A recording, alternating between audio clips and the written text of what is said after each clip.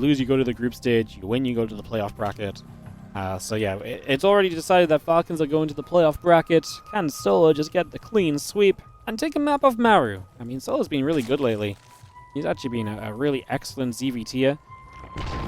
It's always a pleasure to watch him play. He's actually such a fun Zerg because he always ends up having to just hang on in there by, you know, the skin of his teeth and just survive. But yeah, it's fun to watch. It's fun StarCraft as he takes on Maru in the top right, the blue Terran, as we get underway for Game 4. Like I say, the series is decided, but we still get to watch the game, which, hey, Maru solo ZVT, we can't complain about a map of that. So let's sit back, enjoy, and see what happens. See what takes place as the drone gets into place, drops the hatchery onto the natural to begin with. And that will be our starting point for this game. Now we're going to go multiple racks at the front, so it's going to be multi-racks Reaper to start us off here to begin with in the early stages. Not a bad start initially.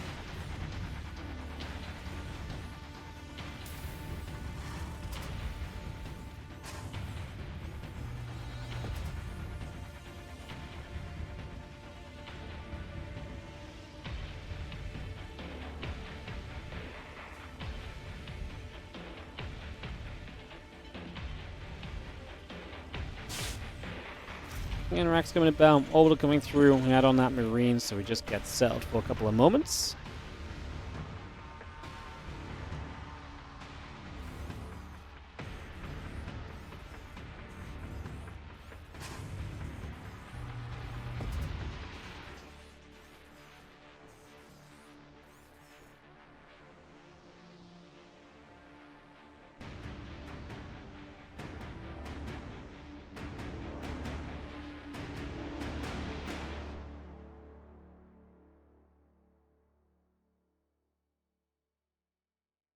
Take a moment to breathe. It's been we've been pretty back and forth, just going.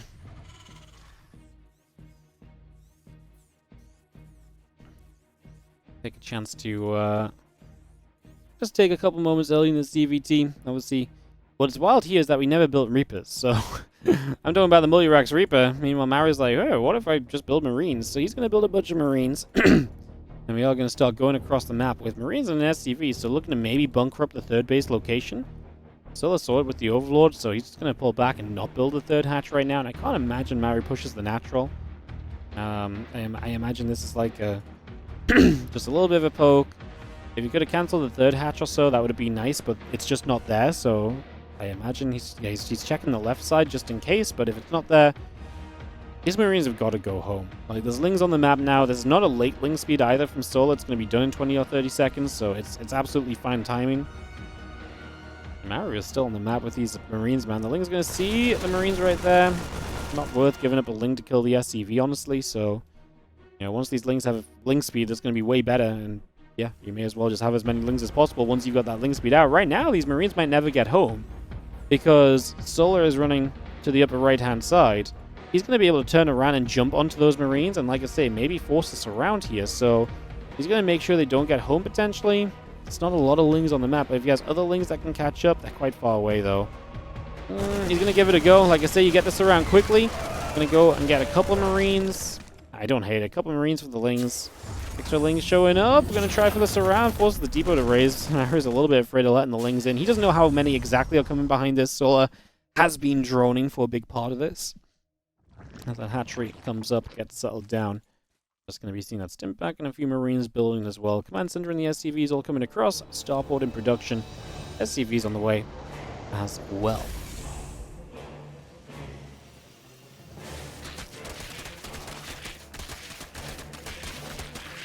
What's the point in the game for?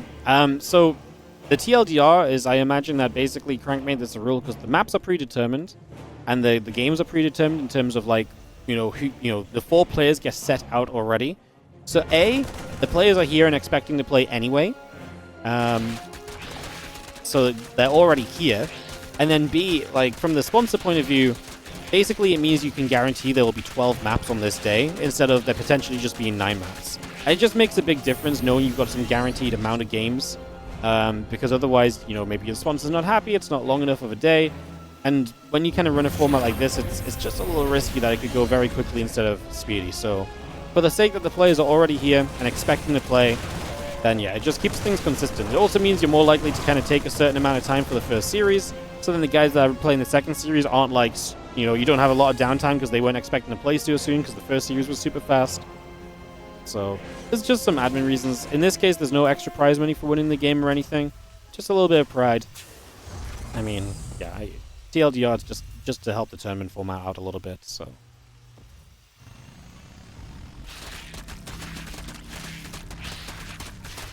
So yeah, it's just because a lot of the time, like, so for example, in World Team League, there used to be like every game was played. That had a little bit more impact because obviously there was like an actual like group stage and like your map score had a big impact. So making sure that every team played the same amount of maps was kind of cool. Same idea as well. You knew every match was going to be at least 6 maps long, so there's good kind of, you know, you have a good idea of what's going on. There's also just the fact that it means that you don't have disappointed audience, right? Where, you know, everyone's waiting to see Maru solo and it's like, well, it was 3-0, and it's like, oh. But now I feel bad for cheering for the team that I wanted to win because they 3-0, but now I don't get to see this cool game. So now I still get to see the cool game, so it's very much so we just get to watch an extra game of StarCraft as these Marines have stimmed in with the Hellbats tanking. They've been able to do a lot. The extra Link showing up now. Queen's not going after the Medivacs. I think the Queens absolutely could have had the Medivacs here and cleaned this up a lot more comfortably. 6 drones go down. Yeah, the Medivacs took a long time to fall. They did a lot of healing, and I actually think if we got the Medivacs sooner, this might have been a more comfortable defense from Solar. More easily said than done as the Marines continue through. A lot of drones going down, some extra Lings showing up. These Marines are low HP now. It's not going to take much to kill them off, but we need more than 1 or 2 Lings showing up at a time. That will be a bit better, and the Marines do get cleaned out. Solar losing a lot. 4k resources lost to the 2k, so Maru having an excellent push there with the Hellbat Marines. And that is going to be... that. That puts Solar into a very difficult place. So definitely playing from behind here in the early stages of Old Republic already. Marine's going to get there. Ling going to take some damage. Melee upgrade, bailing speed, all coming up. The drones and the queens are in production as well.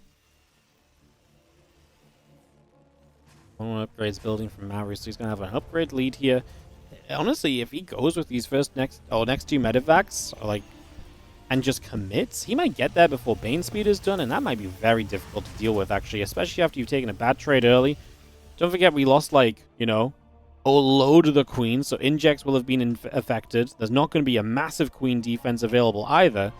So these are all factors to kind of keep in mind here as the Marines and the Medivacs work their way down to the bottom right-hand side of the map. Alley upgrade halfway done, bailing speed coming up. Ling Bane continuing through. Drones coming about as the Marines are going to step forward. A couple of creep tumors just going down. Jump onto this hatchery for a couple of moments. So Hatch going to take some damage. Ling Bane running across. Getting the Lings around the right-hand side there. And the Banes do connect. What a connection from Solar. He needed a good fight, and that's going to do it. Nice wrap around from the Lings. The Banes get to connect as well. Very nicely done as we just have the Hydra Den about to come through. The Infestation Pit coming online as well. +2 in melee upgrade building. The Marines and the Medivacs continuing across.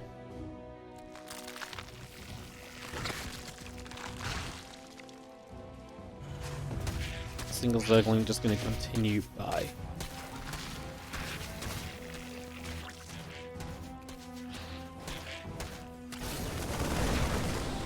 Marines going to fight, so again a little bit of opportunity here. Try to see what's going on. There's some opportunity to make some damage happen right now. We just have Marines gathering together for a couple moments. So again, we settle down. We're just going to see the Marines going to try and drop onto the other side of the map for a couple of seconds here. Not really able to do too much just yet as we have the 2-2 upgrades, Drilling Claws, Marine Marauder all coming about. Planetary Fortress on the way in as well. A few depots continuing up also as the bio will go down to the low ground and just get gathered up.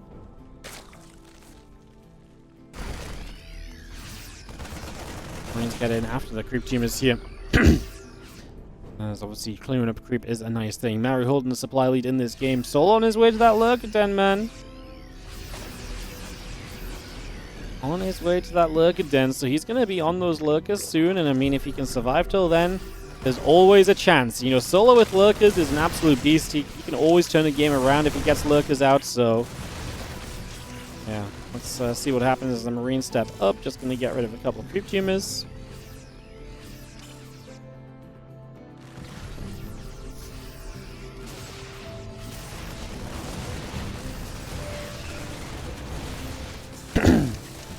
Widow Mines aiming for the Ling Bane. Just going to be seeing the Bio fighting. A couple Widow Mines going down. Still going to see the rest of the Bio pushing.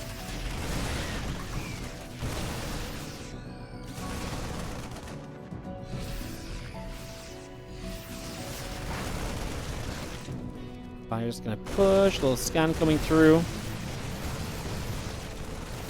Cryptium is going down. A couple Queens getting picked away at. Just going to be seeing the rest of the Ling Bane. Hydra coming across. Medivacs escaping. Just having our +2 melee and +1 missiles all coming up. Viper Hydra in production. The Overlord's on the way. The Ghost Academy is going to be done very soon. So we're going to get that Ghost Academy up and online.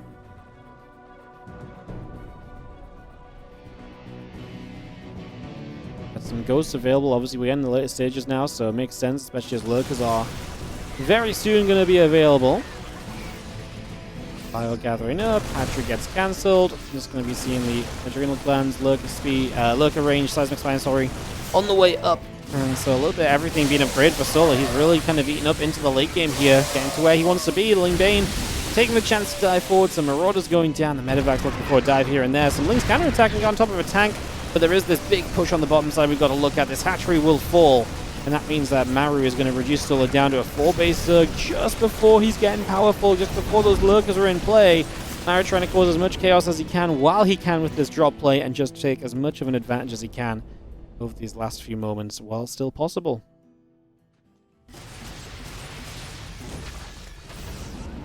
Things coming over. And the rest of the Banes morphing up right now. You see that Medivac at least going down from the Spore. The Ling's going to get their Marine drops. The Ling Bane still chasing. Hydras and Lurkers coming through too. Again, 3-3 upgrades coming about. The Libs and the Ghost coming on in. Just going to be seeing our vehicle plating coming about right now. Ling's going to take the chance to knock through some rocks on the sides. Open up the right-hand side a little bit. As the Lurkers are burrowed, we are going to start hitting. The SCVs in trouble on that forward base. Maru has Ghosts, but not too many of them just yet. Liberator's on the way too. He might lose this forward base. He's going to get reduced down from a 4th to, I'd say, 3 bases, but it looks like he's got the 12 o'clock coming online shortly, so probably still a 4-base Terran and other bases building as we speak. So I don't think he's going to be in too much trouble in terms of having the bases unless Solar can spin up here and get rid of this planetary super quickly. 13 SCVs going down, so Maru drops down to being a 64 worker Terran, which is fine for now, but probably wants to rebuild some of those, and he's already got some in the production tab. Solar, as soon as he hits that hive tech, just gets aggressive on the map, steps up, gets the Lurkers active and busy. Do you see the +3 melee, the +3 carapace all building up as well? The rest of the Ling Bane continue to come through as we just see a couple of those Widow Mines going to get burrowed up for now. Bio going to take a couple of shots. Ling's taking some damage. Ling Lurker going to move up to that top side and just jump onto the planetary fortress. A bunch more SCVs in trouble. So yeah, we're going to get rid of this one. And we've already replaced that other base that's just being killed. We're going to see the Blinding Cloud as these bio units on the bottom side just run in. I hate that fight for Maru. I've got no idea what he thinks he's achieving there. That was a give up the base and reposition scenario, not a run in late. The Blinding Cloud had no reaction to it from Maru as well. He just let his units run further into Lurker fire. And Solar is just a couple of reinforcements away from probably breaking down this base in the front again. He will lose the couple of Lurkers that are already here, so take a second maybe, but man, this is looking bad for Maru. He just lost a lot of supply very quickly. Solar in the full swing of things now, becoming a big base Zerg, because he's getting extra bases coming up, hatches coming online, adding even a few more drones to replenish economy more quickly, because he's at the stage where he's going to build a bunch of units and just keep attacking. He might not even rebuild Lurkers here with the Ghost count growing. He might just stick to Ling Bane Hydra and try to run in from different angles and just find different armies he can kind of overwhelm. I think that's going to become his game plan over the next couple of minutes, because yeah, there's a point where, I mean, what we at? 6 Ghosts isn't super heavy, so maybe we could still get away with rebuilding Lurkers too, but he also doesn't have the money to rebuild Lurkers, so just maybe a bunch of Ling Bane Hydra is good as well. He will jump onto this little group of units over here, knock that down, force those away. And that is going to be a good shutdown on that one, as the base did go down though, so I mean it's a win from Maru on the drop. It's still a 6-base Zerg, as he's been struggling to establish himself properly and truly onto the 4 bases. Bio, the Ghosts coming back through, just going to be seeing the upgrades coming around. A couple Overseers coming up, Ling's on the way. Take a chance to step through again. A couple Marauders going after the Hydras. Lings and Hydras coming through as we just settle up. Liberators I'm gonna get abducted and killed. A couple more libs sieging. The bio coming by as a couple SCVs fall. Zerg still in production, +2 missiles, +3 melee. Building as well, that +3 melee is about to complete, so getting that finished up. As the Nidus network still coming online, extra lings producing, +2 vehicle weapon plating, gonna be a part of that, on top of everything else.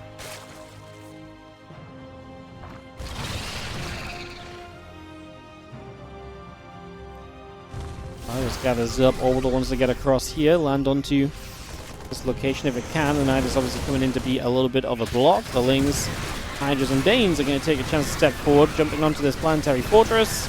It will go down, so the planetary drops, the Marauder going in after the couple of Banelings still as well.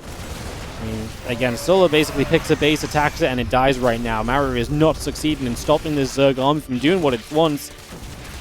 Great recovery from Solo, because that early game trade was horrible for him. Obviously, did get that big Baneling connection onto that group of Marines, which helped him to stop taking further damage eventually, but that was further down the line anyway. Into that natural, kill some SCVs before the Lings get dealt with. The Ghost still moving about, the Spire on the way through, +2 missiles and Burrow building as we speak.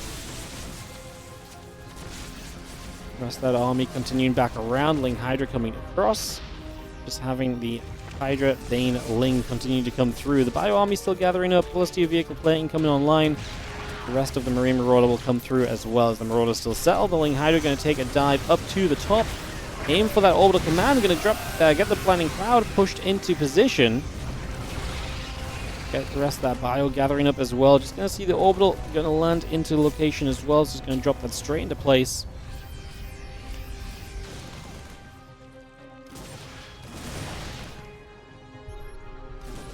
Still moving over. The Ghost going to be there as well. Hydra Bane taking the chance to run at the front door already. And a few Ghosts spreading out. The Ling Bane Infested joining up. Power upgrade, +2 missiles on the way through. A couple of Banes trying to connect onto that Bio Army. A couple of the Marines are going to be there to fight back as well. Widowmine still stepping forward for now. Now we're going to be seeing snipes coming about. The Banes are connecting, rolling into this. Actually going to get a couple of Widowmine shots going up toward the Medivacs. The rest of the Bio here still from Maru is going to try and push in, sniping what we can, trying to get snipes off on the Hydras. Ghost trying to do that thing as more Hydras streaming up. There's a Fungal though, going to hit the Ghost. We have a follow-up to kill any of those Ghosts? We do not. That Fungal could have been nice before he sniped all the Hydras down. And Maru's push will get rid of this base, but he's a 33 SCV Terran. This army is all he's got. That's what he's reliant on to win this game, and that is not realistic. If we take a second to rebuild here as Solo and then attack with everything, that is going to get wiped out quickly. I mean, yeah, he won the fight when we were kind of trailing a few Hydras in and he could just out-snipe them. That's not going to be reality for long. Even the Lings alone surrounding now is scary. We're going to get the the lift up to escape, but then the Fungals are chasing. Lurker in position here, going to hit this base the moment it lands, and Maru just says GG. Solo outmassed him and outproduced him and just outdid him here in this matchup, and that's not something we say a lot about Maru. But Solo got the better of him and did just look like the better player across the course of that game 4. Same race combo, but actually Terran is pretty good as well, right? Because one guy can play Bio and one guy can play Mech, so there's some very different styles that you can kind of lean into. See what happens as the Zeren Turg did I just say the Zeren Turg combo? It's been a day, guys. We are 6 hours deep, so forgive my brain. The Zeren Turg combo, aka the Terran Zerg combo, on the left-hand side of Gem Garden will be Rogue and Bunny representing Falcons. And they step up and take a map 3 and win this series here and now, and not even let it go to a 4th map, as in the top right. It is going to be Ryung and Maru playing some Terran games. And the upper right side, and they're going to proxy, so they are going across the map with the SCV, so they are going to go aggressive to start us off on this team action. All right. Double racks. Ryung and Maru is going to get the aggro going. It's a pretty defensive map, so intriguing choice, but maybe there's to believe the coordination can get ahead of Rogue and Bunny early.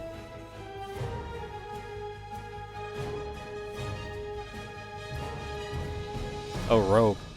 He's about to go... Okay, he's scouting. I was going to say he's going to... Well, is he? He's going to 3-hatch before pool. Oh, no. Oh, no. That's not good. Double proxy racks. He could even say double proxy racks. versus one. I mean, the Zergs going had 3 hatch before pool. Bunny has no idea. STV only just scouting across the map right now, so that's not going to be something you can figure out anytime soon. Not ideal, as they just have the spawning pool now starting, but this is going to be rough. The Reapers are going to be able to get a lot done most likely in these early stages. Bunny's going to have a lot on his hands to try and defend because he's the only guy with the unit for the near future. I mean, this is difficult because it's not just the lateness of the Lings, it's obviously the lateness of the Queens. There's no gas on play for Rogue. It's going to be tough, man. The Overlord sees the units coming, so at least now you're kind of aware of what's up. Bunker starts from Bunny, and if they can delay that bunker, then I think Maru and Ryung are going to have a very good time as those units gather up together. Couple drones pulling back, the units on the low ground start to put some damage out. Bunker's on the high ground, we can delay it. 1 Marine and 1 Reaper at the moment, they're being very cautious. They don't have the extra units here just yet, but I mean, they're bunkering the low ground, so they're basically looking to get a kill on this hatch of Rogue. If they kill that hatch, but then the other hatch goes up and they don't deny that, maybe that's somewhat kind of doable or playable. Rogue going straight to the Roach Roar now, getting gases online. Trying to get the Roaches up in this situation. Obviously, Bunny trying to tank the majority of the damage here. That bunker finishes, and that means we can bring that back to life just for a little bit of time now as the units go to the low ground. And away they go. Roach Roar will finish soon. Just going to be having the Reapers and the factories coming about. Reapers ready to jump into those bunkers and put some more pressure in here over the next few moments.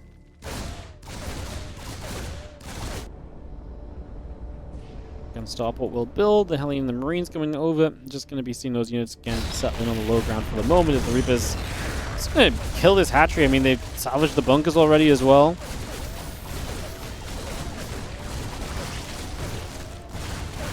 The Gridlings will go down.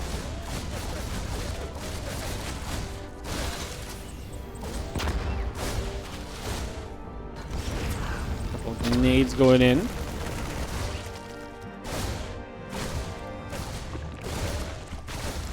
Drone's going to be chased, the Spine's coming about, so Spore's coming up to try and keep drones alive. So this hatchery is seen now. Like I say, it's weird, but like this part's going to kind of help you survive as Rogue, because you're now going to have 2 bases more quickly than you might have had.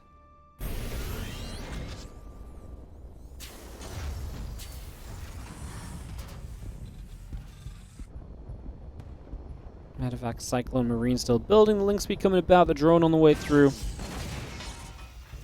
Gonna see the barracks continue to settle for a few moments. Here's the Viking on the way, the cloaking coming up.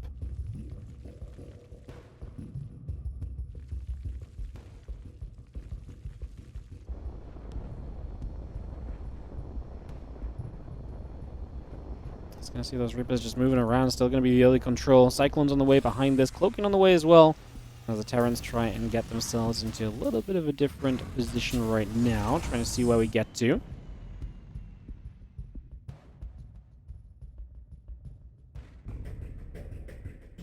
And the Cyclone's coming about, the cloaking on the way in. Seeing that command center and the orbital coming up. Just going to see the Roach going to get jumped on that bottom side as well. It's just going to be getting that on the road. 22 Lings, Ling Speed all building. The Raven and the SCV produced at the moment. Just bringing that straight over.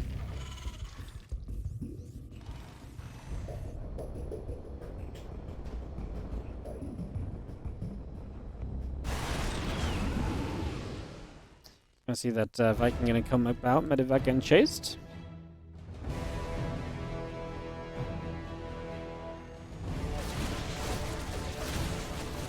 Ravager's trying to get aggressive here.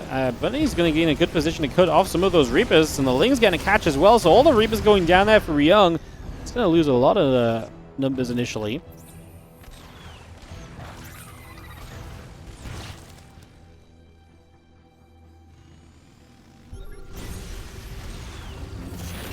Orbital lifts off, Cyclone's going to be there, a couple of SCVs going to get chased. Going to see the Ling Ravager pushing forward. He's going to actually get to this high ground. I mean, great opportunity to do some counter damage, and they are getting it done at the moment. Rogue and Bunny pushing forward. A couple of battles to remove some of the defense as well. That Banshee is a big part of the defense right now. We are going to get it away from the Cyclone. That Cyclone's super low. Medivac kind of low as well. Like, Bunny is playing with fire with a bunch of his units, just keeping them alive just about. Combining though, I mean, they're going to push, Maru and Maru and Ryung back up to the high ground for the 1 base. And the supplies are looking good for Bunny and Rogue, so the counterattack is looking great initially. Early on. I think Ravage is still continuing over.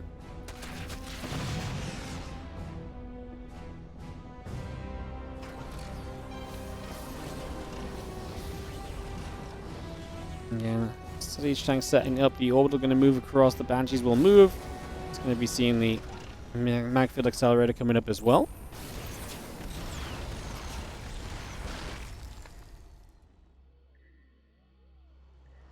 And drones, Queen, all coming through. Factory on the way on both sides. They're just trying to see Bunny tacking up a bit further. So he's actually going to continue into more factories. He's going to play mech as well. You already see mech coming up on the side of Ryung. Maru's going to play the bioengineering base and barracks. So we are going to see the double Terran team taking different directions from this point. Which is not surprising. You know, you can kind of take the strength of mech from one guy and the strength of the bio from the other. So it does make for, like I said, a better combo. That's why I said maybe the expectation early as we drop an auto turret, damage the Banshees, and now we're going to see the chase with the Cyclones looking for the lock-on. Do we have it? We do, and that Banshee's dead. We will not get that away, so that's going to be a cleanup, and that's a nice denial of what could have been more harassment from Vitality. Now Falcons take a little bit more control of this map.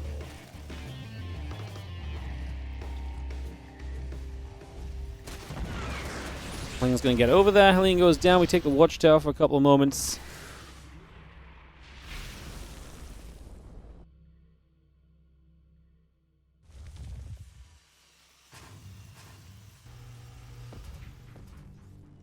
We're going to see again the +1 missiles. Going to be seeing the Spire coming through. A couple of Cyclones going to get over here and obviously put some pressure on. Just making life difficult for Ryung and Maru expanding.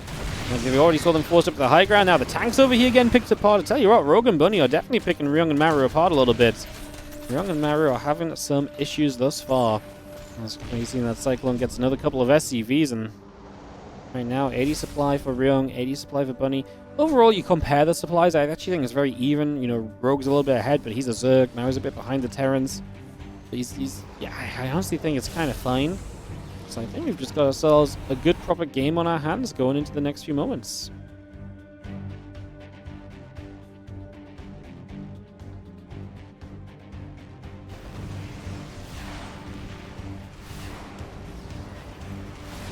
So I see the Viking going to shoot. Just going to chase the Overseer away for a couple of moments as well.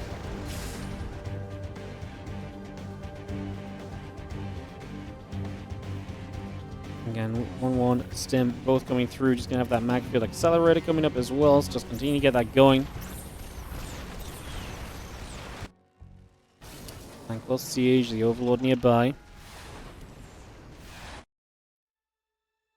Raiders will go up to the top, ready to move in toward the upper right-hand side of the map. So he's making some plays. I like it because it's going to keep this kind of, you know, when you're playing TvT, something like Mutas can do such a great job of just controlling the map and keeping both players on the other side pretty honest for a while, so it'll be fun to kind of continue watching this as the Cyclones get some lock-ons. Mutas will take some damage. They're going to get rid of a siege tank there, pick that off, open up that orbital for a little bit.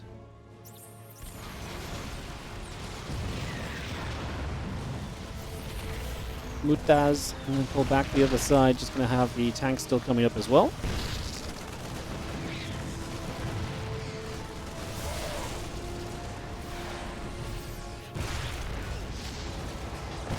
A couple of Ravagers going to come about. Siege tank will take some shots. Just going to see that knocked down. The tank there in return going to fire back at the Ravagers for a few moments, so we get some damage done. Just going to see the Thor in position, going to push the Mutas back the other way as we continue to settle in. Just going to be seeing the Bio able to siege up on that right side, and that's allowing Maru to play defense. I think Ryung's getting up toward 4 bases now. Maru 3 base Terrans, so I'd say across the board we're looking pretty reasonable for this to, again, be the double Terran surviving through. Rogue and Bunny, obviously, we already talked about them surviving past that early stage aggression, so got really a game on our hands. It's going to be fun to see what the Mutas do in the later stages. Considering we've got a mech player who could just build us some Thors as well, you got to imagine that would be something we add on to a little bit.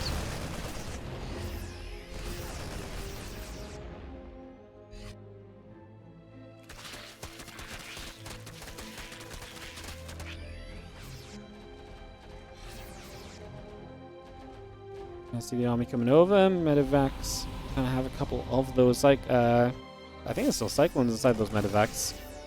Just to try and boost over and chase a little bit, maybe, in case there's anything in the skies.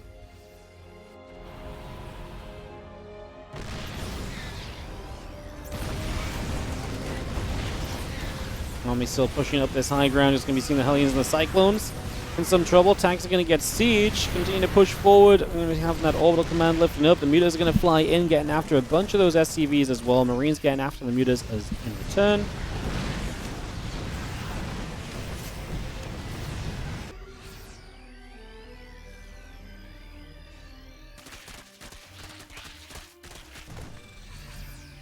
I see the G2 upgrade still building in on the side of Maru, so it's going to get that going. The Muta's going to get a siege tank in the process. Muta's peeling back away down that side. Again, lots of units in production right now. Just going to get that set up. +2 vehicle weapons on the way as well currently from Ryong. Muta's flying over that right-hand side, trying to see what else is going on. Some of those mutas just going to keep it. I mean, what's really amazing about the mutas is Ryong and Maru just don't get to go across the map. And that's actually been kind of true throughout this. Like, since that early game, it's been always the combo of Bunny and Rogue that are on the map and dealing damage. In this case, we just wipe a mineral line with Hellbats as well, so it's a really nice play.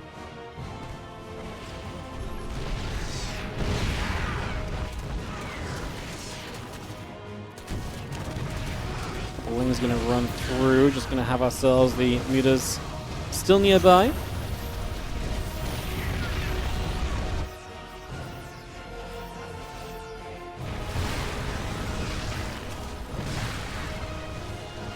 Just going to continue to chase the base up to the top side. It's taking some damage. The orbital taking a lot of shots for the moment. Going to be seeing the Vikings still going in, just going to continue to chase after those liberators, trying to get a little bit more done. We have our +2 vehicle plating, vehicle weapons and plating on the way up. I mean, Ryong's kind of dying though. He's just running out of supply fast. The harassment on him, denying his bases, has been absolutely massive. Some Banes trying to roll in over here. I mean, Bunny and Rogue can start, aiming themselves towards Maru's bases. Bunny's a bit limited because obviously he's a mech player, so he can only really go in one direction. He's going to get jumped on. The mutas are going to come and feast on these medevacs. I mean, they were kind of getting cleaned up anyway. Anti-arm missile on the units trying to come down the ramp. Bunny tries to hold his own. Maru is going to break down and knock Bunny down. Is there enough anti-air still here? I honestly don't know if there is. It's a very marauder-heavy army. As the mutas just fly in, the few Marines that are left behind go down, and now we're just going to work our way through everything else. A couple of Vikings fall, and the mutas are just going to have an absolute party. It's a muta party here on a gem garden, as they are feasting on all of these marauders. There's a Thor that shows up. I think we can just dive on that every magic box a little bit. Let them split themselves up. Marines are spawning and dying, and now Lings are going to reinforce, and obviously Marauders on the low ground will not love fighting against Lings. Some more mutas, some Banes as well, and that's going to be the GG. Falcons are going to 3-0 Vitality as Rogue and Bunny, a terrifying team in the 2v2. GG.